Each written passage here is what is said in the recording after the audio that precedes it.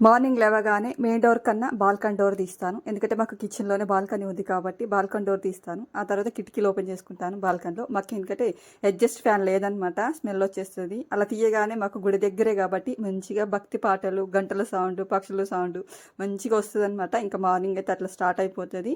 ఇంకా ఫ్రిడ్జ్‌లోంచి అయితే అన్నీ తీసుకొచ్చేసి ఇంకా వంట, టిఫిన్ అన్నీ అయితే స్టార్ట్ చేసేస్తున్నాను.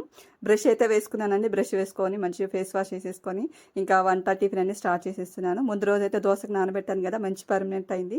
దోస పిండి కూడా కావాల్సినంత తీసుకుంటాను. ఆ తర్వాత తీసి అది మళ్ళీ ఫ్రిడ్జ్లో పెట్టేసుకుంటాను అనమాట. మొత్తం అయితే కలిపి పెట్టాను, పాడైపోతుంది. ఇంక ఇక్కడ చట్నీకి అయితే ప్రిపేర్ చేస్తున్నాను. కొబ్బరి చట్నీ, కొబ్బరి కొన్ని పల్లీలు వేసేసి చట్నీ చేశాను. ఈ మధ్యనైతే తాలింపు పెడుతున్నాను.